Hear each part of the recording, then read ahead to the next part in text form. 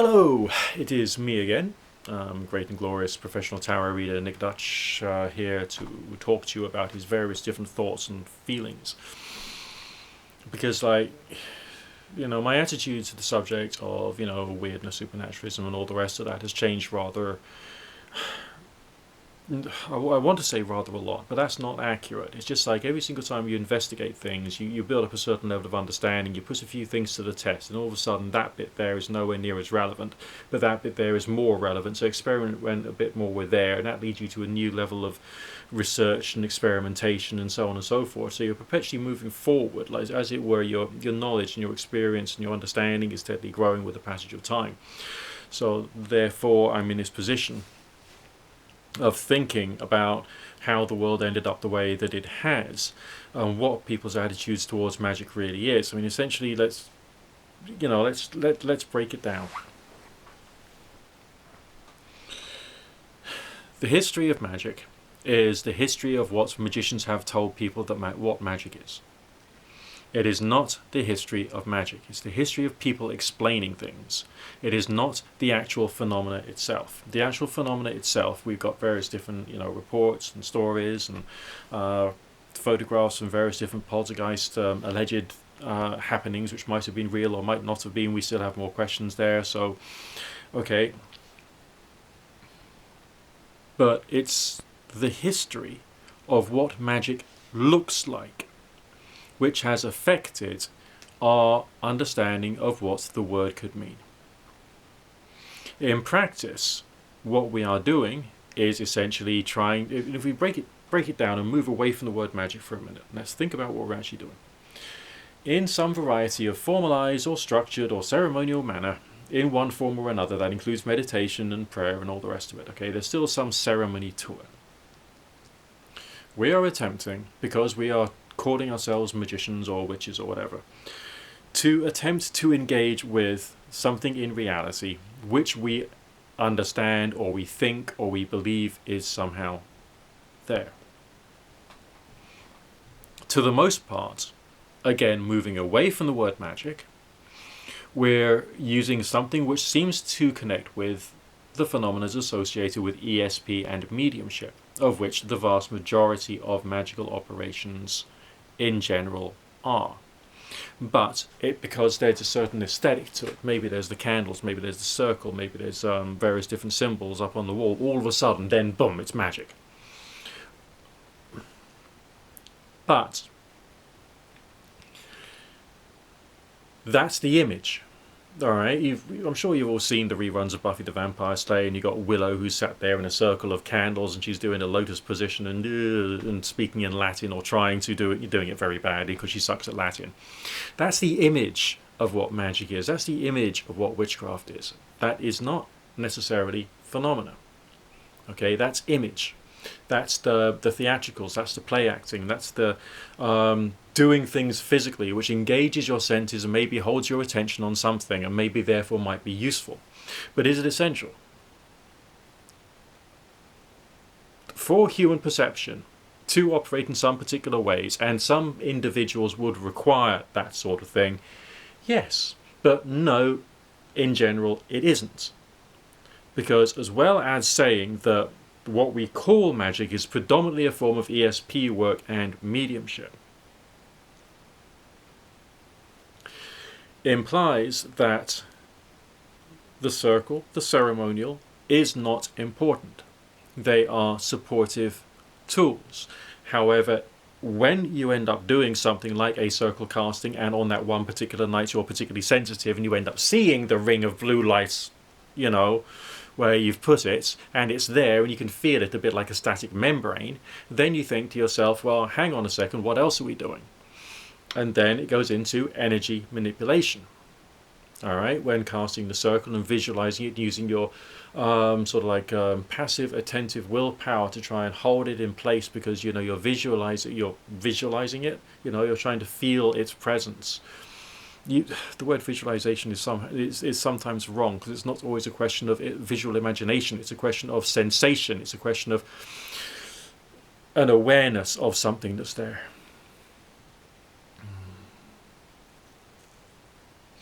So therefore, right, thinking about what we're doing in terms of ESP and mediumship makes a lot more sense. When it comes to an attempt to send something energy in the outer world, or to entrain an energy pattern that we think, we call it a spirit, we call it a god, we call it this, that, and the other, but it's like an energy pattern which you're trying to entrain in a particular place, time period, situation, person. That would then come under the category of energy work, right? Because you're doing something energetic. It feels tangibly different. The type of energy you're using feels tangibly different somehow. The texture of reality, the texture of the experience of doing it feels different. The entrainment seems to happen at a particular. I think it must be a very calm gamma frequency.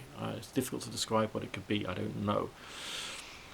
And I haven't got tons of EEG technology to try and work out what that state of mind could actually be, or that brainwave would be. And even if I did, I wouldn't have enough knowledge or skill or understanding to be able to decode the brainwaves properly. No, certainly, I'm not an expert in that thing. But there's that. It's always a bit of a question, what actually is going on there? And why does it feel like that? And why does it feel different? And if, for whatever reason, I don't know, on that one particular night you're a bit paranoid and you're putting up defensive symbols around your room, why does that feel different? It's a different energy, a different state of mind, a different mood, a different intention, there's a different artistry. The artistry of the emotionality has influenced the way in which the energy is projected, maybe affecting its properties. But again, how and in what way? These things still remain elusive. It kind of like gets easier when you have these moments when you've seen energy, when you've seen an aura, and then you think, then it kind of like makes sense. But then when you do that, it's like there's a certain feeling associated with the different layers of the aura. So you've got to have some kind of like repertoire of feelings, I suppose, in order to be able to perceive them. And maybe that's one of the reasons why Crowley was talking about using the Kabbalistic tree of life that way, as a filing cabinet for all of your various different ideas. So the thing associated with the Venus Uvial stuff would have all kinds of other things, and that your own personal filing cabinet for your thoughts, feelings, moods, energies, and ideas, so you understand how some things feel. But on the other hand, that's still within the limitation of your experience and not necessarily transcendental experience. And so therefore translating that material experience to transcendental experience through a shifting of attention, perception, and intention must somehow be part of it.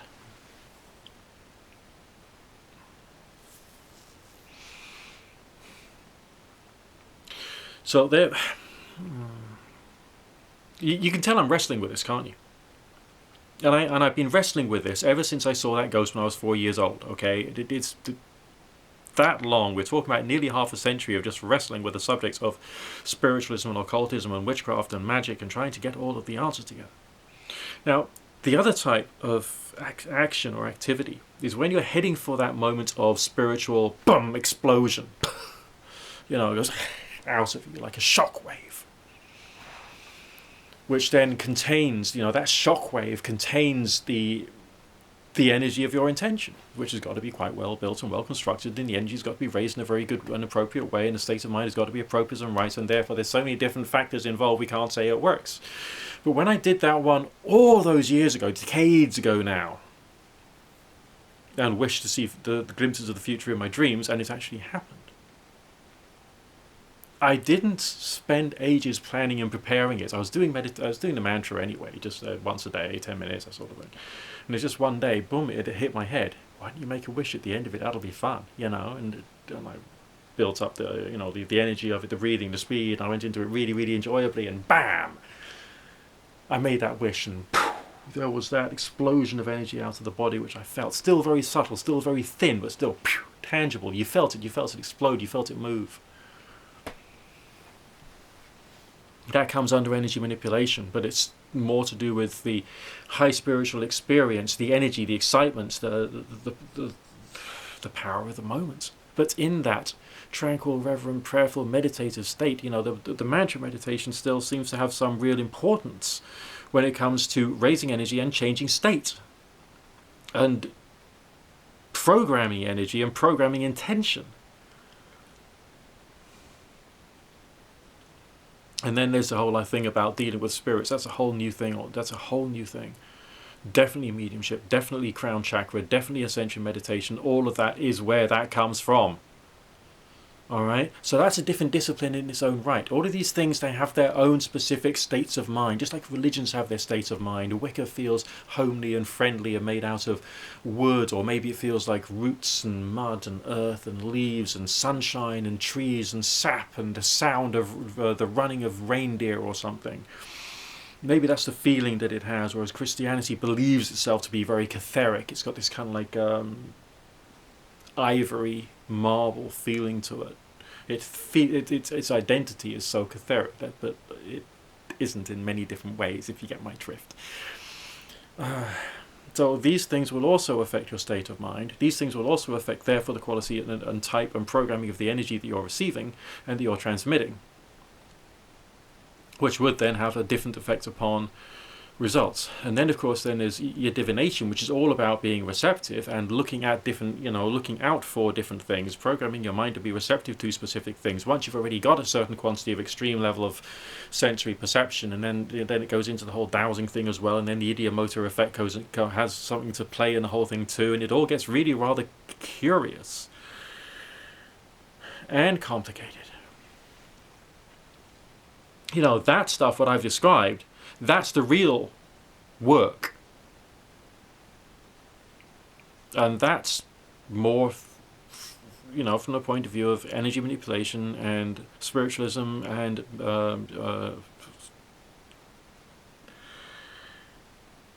ESP. And it's that sort of thing. That's what the real work actually is. It doesn't have the same, it's not, the real work is not specifically done with the circle. It's not done in your moment of ceremony. It's done in your preparation, in the way in which you're trying to change yourself as a person to be able to, open up chakras, open up energy lines, reach those states of consciousness that you could be transcendental in one form or another. And of course, the other fly in the ointment is that of, religion. Religion is a force for good in many different ways, okay? But when something becomes religious, it twists people's perception as to what they feel they're allowed to do with those ideas. And then you move into the cult problem. Okay. Essentially, if we could all develop those spiritual, prayerful, reverent, divine states of mind without the need for a religion. Okay. So the religious state of mind without religion, the religious state of mind without dogma, religious state of mind being open to what's happening in the universe, so that you can do your ritual work or whatever it is, and you can feel the sense of the change of the energy, and then that there's some energetic stuff happening, there's a feeling of something going on, and then just see what happens bit by bit. It's not chaotic, it's not, oh, I'm going to see what happens and throw caution to the winds. No. I'm still going to do this with reverence. And if something happens, or when something happens, we'll just pay attention to it. We won't assume. I mean, this is like the gamblers, right? What the gamblers do is they have a little win, then all of a sudden they think they've got a system, all right? Just like the occultists, right? They do a little ritual, something strange happens, and they say it works. It's the same fallacy. It's the same fallacy of thought. All right. So, the cultural history of the existence of all the grimoires has stopped progress. All of the grimoires, all of the traditions, and all the rest of it has stopped progress because it's made us think about books. Made us think about book contains information.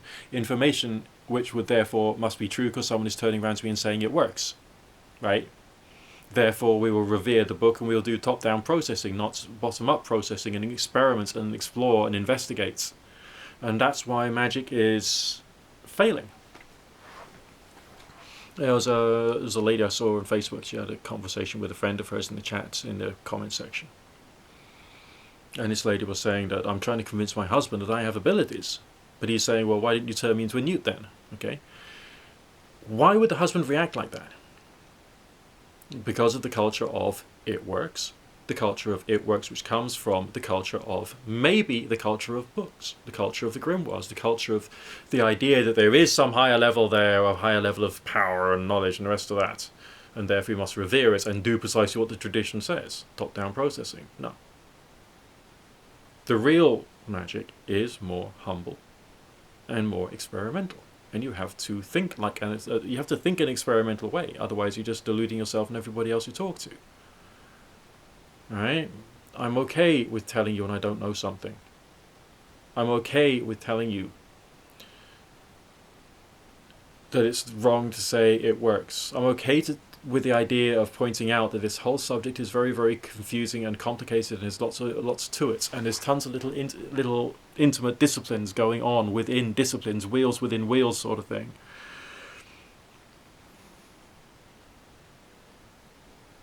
So I therefore want to encourage you to think about, in honesty, what you really are, rather than what you have fondly believed yourself to be.